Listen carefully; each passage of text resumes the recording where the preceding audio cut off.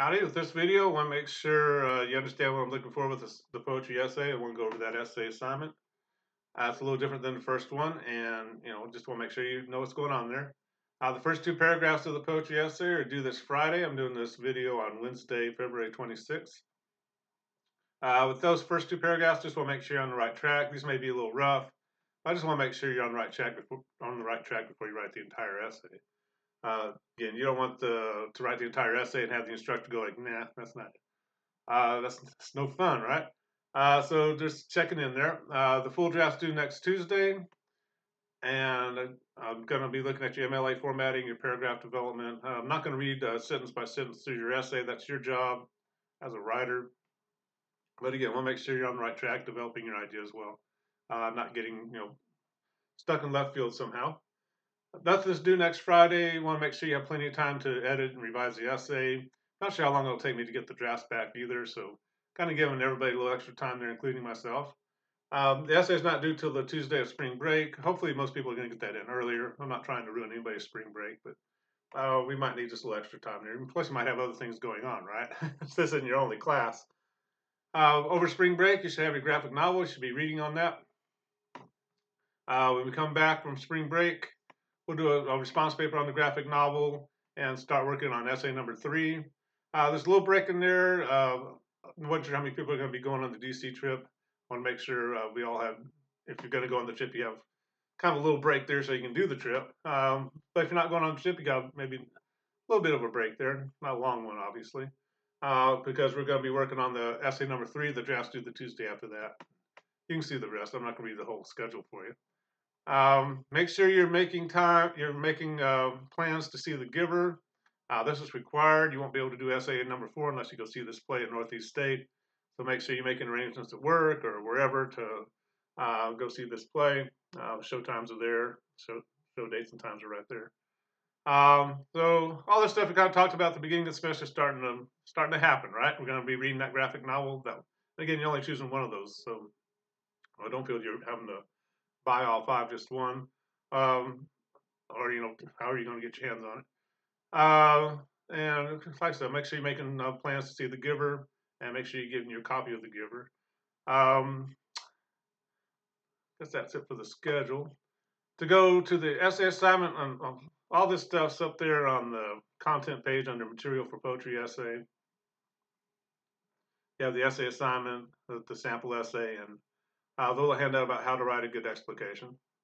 For the poetry essay, you have 8 poems to choose from. You're going to write and you're only going to choose one of them. You're going to write an 800-word minimum explication of one of those following poems. It sounds like a short essay, but it gets a little hard in some ways, which we'll talk about here in a second. But an explication is a line by line or stanza by stanza informed response to a poem. And if you're like me, explications might be difficult. I like to summarize things. This poem is about a duck.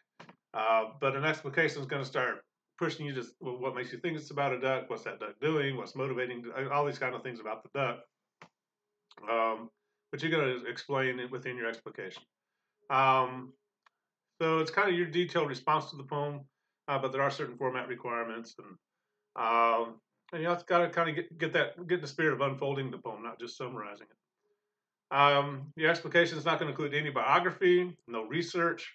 Please don't do that. That's just an easy way to get a 0 and have me tell you to write on a different poem. I don't care that William Carlos Williams was a doctor in New Jersey, or that Gene Wagner was this or that. It's just supposed to be you and the poem, and you showing us what you're seeing in the poem. Again, you shouldn't be doing any research. You might have to, look up a word or two or something. Well, that's fine, but shouldn't be doing research or biography for this explication. You are going to have to use all the fun punctuation. Hopefully you're getting a little comfortable with those. We're actually going to add one more with a slash that shows line breaks within a short quote, which I'll show you here in a little bit. You do need to use 7 of these poetry terms, which I'll go over in a different video. No it or you or I within the explication. Hopefully you're getting used to taking it out of your writing a little bit. The poems. Dant, Virginia, late summer. Dant, Virginia is a small coal mining town in Southwest Virginia. And the narrator is going to take us kind of comparing nature to some of the things happening in the town. Kind of an interesting little poem there. Again, when you start thinking about how you can organize your essay, uh, for this one, you probably want to go stanza by stanza, spend a paragraph on each stanza, and within that stanza, you're going to go line by line and tell us what you see happening within that stanza. And a stanza is just a collection of lines like this. So in that sense, you have a paragraph on each stanza, so you have a 5-paragraph essay. It's not like the 5-paragraph essay you did in high school, and we'll talk about that here in a little bit. Woman with Black Balloons by Gene Wagner. The narrator sees someone in front of her carrying black balloons, and she kind of sends her into this examination of life and death and all this very interesting ideas. Um, and it's just a really nice poem. Again, this one you might end up going stanza by stanza, spending a paragraph on each stanza. It's a little complicated because she has some one-line stanzas going on in the poem. So you got to figure out how you're going to handle that. So you do have some decisions to make about this essay. The Dog in the Night, another poem by Gene Wagner. This one's a little different. It's just one long stanza. So with it, when you're writing your explication, you have to figure out where you're going to make your paragraph breaks. You don't want to write. You don't want to write just one long paragraph for an essay. You got to figure out how you're going to break it up and give the reader a little rest here and there. But an interesting poem starts with a dog and goes on to relationships and goes on to Ulysses, and all kinds of interesting stuff going on in this poem. Numerology by Kathleen Harris, just a nice little poem talking about what it's like that perfect age. You know, we all kind of had that perfect age when we were young, when everything was just right. We can't hold on to that, right? And that's kind of what Harris is kind of getting into, and what makes that kind of feeling kind of not be able to last. The Descent by William Carlos Williams. Really nice poem by a famous poet. Again, no biography. I don't care what William Carlos Williams was doing with his life. We're just interested in this poem he wrote. But it's just interesting to look at with the lines moved over, trying to figure out why he's breaking stanzas where he is. Just a interesting, ambiguous poem. Some people read this poem, just kind of look at it and go like, nah, I'm not touching this one. Now, other people kind of like, wow, I kind of like that poem, but I don't know why. That can be a good one to kind of work with. You get into the poem and try to figure out what's interesting about it. This Be the Similes, kind of a puzzle poem, maybe a little bit. You got to figure out what the simile is and what's going on within the poem. It's a short poem. Be careful, taking this one because it's short. You still got to get the word count out of it. And when you have short lines, one-word line here, and fairly short stanzas, you might end up just having a 3-paragraph essay, but you have to literally go line by line through this poem pretty intensely to make it, one, have a good explication, and 2, to make the word count. So a lot of things to think about while you're considering which poem you want to use. Demolition Derby, a poem by Sherman Pearl. Another one stanza poem, so you got to figure out where in your essay you're going to make the breaks with your paragraphs. Very interesting poem. He starts out, well, he's kind of comparing, the narrator's comparing his the relationship he has with his son. I'm kind of assuming it's a male narrator. Feeling I get from it. You might decide something different there. But kind of starts off like the relationship's kind of like a demolition derby, then it's kind of like bumper cars. It's very interesting poem. The last one, Basic Training, another one by Sherman Pearl. Seems like it's just starting out talking about basic training, but also all of a sudden halfway through the poem, it turns out he's talking to somebody else. And you got to try to figure out who that is and how that conversation's happening and things like that. It gets to be very interesting towards the end. So all these poems are a little different. Hopefully you can find one you like or one you hate the least and can work with. But again, you're only going to pick one of them. Don't try and do more than one because that's not going to work. Let's go to the How to Write a Good Poetry Explication. It's that little handout. When you finally figure out which poem you want, you probably want to print it off. I don't expect you to print off that entire assignment. That's a lot of trees to kill. But you want to make sure you read the poem carefully. You want to be able to mark up the poem a little bit. Might make a commentary in the margins. What's confusing you? What's working well within the poem, or are there words that don't quite make sense or that you don't understand? You have to look up. things like that. You just kind of stand there with the split screen and try and just go. It might be a little difficult. You want to kind of slow down your mind a little bit, kind of work your way through the poem. But when you actually start writing, sorry, I got some drainage stuff going on here. Um, uh, you're not going to have an introduction to the poem. We're not going to, I mean, to the explication, your essay. None of this, since the dawn of history, poetry has pleasured readers, this and that. Um, you're not going to give an introduction. You're just going to start with the line one, and everybody's essay is going to start the same way. In so and so's poem, I'm sorry, let me start over. In line one of this poem by this author, this is happening. That's pretty much how everybody's essay is going to start. And then you're just going to go line by line, stanza by stanza through the poem and show us what you're seeing there. As you're doing that, you want to take the reader in as straight a line as possible. Don't jump around between stanzas. That gets very confusing. And also, when you start using short quotes to support what you're saying, and all of a sudden you're quoting from another stanza, it gets a little confusing. So you want to kind of go from the beginning of the poem to the end of the poem in pretty much a straight line. Don't omit discussions of major sections, particularly just because you don't understand them. You want to try and figure out what's going on there. You might start using the word ambiguous. We don't say we don't. I don't know. We say it's ambiguous, right? There's multiple meanings going on here that we have to work through. That's what we already talked about. But as you write the explication, you want to use frequent short quotes to support what you're saying. And we'll show you the short quotes here in a second, how they're formatted. You want to kind of avoid long quotes. Don't quote an entire stanza, then summarize the stanza. That's not an explication. You want to go line by line, expand on what you think is happening within the poem, and show us what the poem's meaning to you, so to speak. The reason we want to use short quotes, it kind of keeps you focused as well, keeps the reader focused on where you're at in the poem, but it also keeps you focused. If you start saying, damp Virginia late summers about Obamacare, I'm going to be like, well, that's interesting. And once you get into it, you're not going to be able to support what you're saying with short quotes. It'd be a very interesting challenge to do so. But make sure you stay focused on analyzing the poem. Don't go off on a rant, or don't go off on a story about yourself or something. Kind of stay focused on the poem. You might, do that for two or three sentences, but make sure you come back to the poem. Always introduce and comment on any quote you use in your essay. Quotes support what you say. They don't say it for you, right? Also, when you just kind of point out something, like you say, there's a metaphor in the first line of this poem, tell us what the metaphor is and what you think it means. Don't just point out, look, I found a metaphor. It's like, well, good, it's a poem. Most poems have metaphors. Show us what it means and what's it doing there and what it's doing in the poem. You want to use brackets to show changes to the quotes, ellipses to show omissions. And most importantly, when you get to the end of the explication, you do not add a concluding paragraph. No, in conclusion, and then repeat everything you already said about the poem. No, please don't do that. That just kills an explication. It's a short essay. The reader's right with you.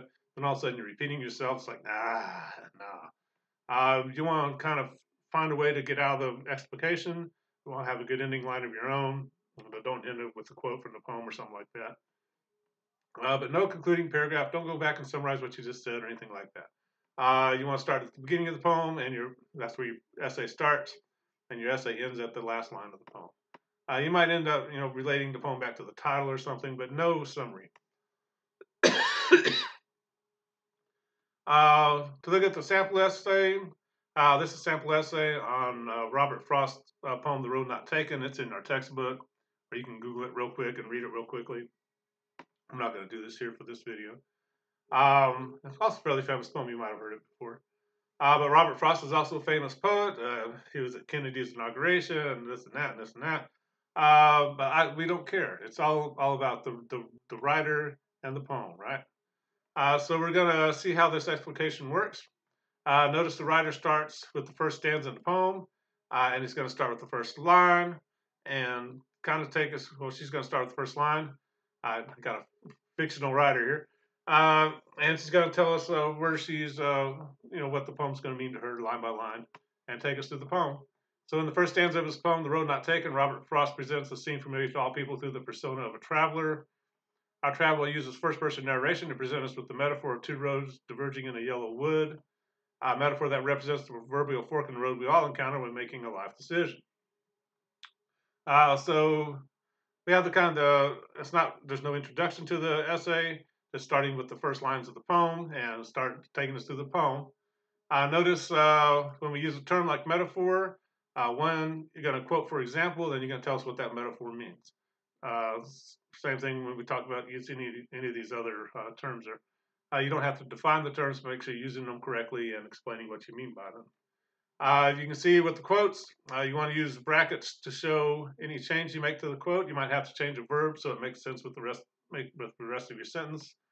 You're going to find with this explication, it's pretty much a sentence structure exercise, quoting exercise, and a punctuation exercise.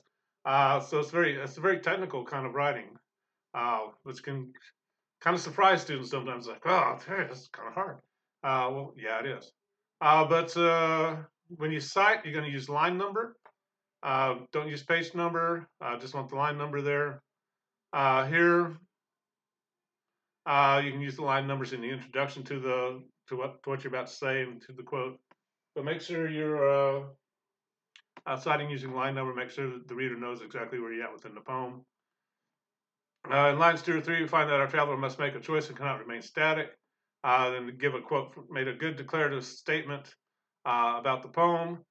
Then use a quote to support what she's saying. Notice the slash here. Whoops, I don't want to comment. How do I get out of that? You use the slash here to show that you're going from one line to the next. But you only do that in short quotes. If it's a long quote, you usually use the original line breaks within the poem. Stopping within the middle of a line there. So using the ellipses to show that omission from the quote. So you have the citation, that's lines 2 and 3, the slash to show that you move from one line to the next, and then the ellipses to show the omission because you stopped in the middle of the line. That's how it works. Then we're going to start talking about that quote, and I'm not going to read this whole thing to you. You can read faster than I can talk. But she's going to talk about why that quote's there. Talking about choices, right? When you came to college, you had to, what's your major? And you had to make a choice. And maybe when you made the choice, you didn't know if it was the right one. You just had to make a choice and go on with life. And ultimately, that's kind of the point of this explication. Is that this poem's not really about the road you didn't take, or taking the road less traveled or something. It's about how you make decisions. You don't know where they're going to lead. Then later on in your life, you kind of go back and try to justify the decision you made, even though at the time it could have been either way. But anyway, as you kind of go through the explication, kind of notice when you hit a color, you want to slow down and talk about what that color means within the poem. Colors are important. They're very symbolic. They evoke a lot of different emotions. And poets are going to focus on those. Excuse me. So in this one, the yellow wood is going to be a major point of discussion within the explication. You kind of see it's taking a few sentences there to kind of discuss what yellow might mean within the context of the poem. Same thing with something like a woman with black balloons. What do black balloons signify? What do we use them for? If you haven't had your 40th or 50th birthday, quite often you get black balloons to kind of symbolize you're getting close to death. Kind of a bit of a morbid kind of symbolism there, but it's supposed to be part of a celebration. And Jean Wagner is going to play on that color and those black balloons within her essay. But like I said, I'm not going to read this whole thing to you. This one's organized stanza by stanza, spinning a paragraph in each stanza in Robert Frost's poem. But once you're inside that paragraph, the writer's going line by line, explaining what you're seeing, using quotes for support, and explaining what those quotes are doing within the essay. But when you see that slash, that means it's going from one line to the next. Again, the brackets show change to the quote, and you're seeing these numbers, just the line numbers for the citation. So you literally have to go 1, 2, 3, 4, 5, 6, 7, 8, 9, all the way through the poem. When you're doing that, don't restart the line count with a new stanza. Just go from 1 all the way down to the end of the poem. You're going to see with this essay, there's no concluding paragraph. The writer doesn't go back and summarize what she just said. She ends it with kind of relating the title to some of her ideas within the poem, and bringing the explication to a nice end. If you're doing a published poem, you do need the works cited page there, so I know. But you're getting the poem from me, so I'll show you how to do that. It's pretty easy to do. But hopefully that sample explication kind of helps. Make sure you read the Road Not Traveled, either on the internet or in our textbook, so you kind of see where the explication is going. But again, notice no biography. Just going starting with the first line of the poem, going to the last line of the poem. No introduction, no conclusion. That's what makes the explication hard, because you kind of, if you're like me as a student or a writer, you tend to put a little fluff into the introduction and conclusion sometimes, and there's none of that here. So it's just 800 words of you and the poem, and you going line by line through that poem. But hopefully that helps a little bit. If you have any questions, be sure to let me know. We'll talk to you later. If I can get to stop. Bye-bye.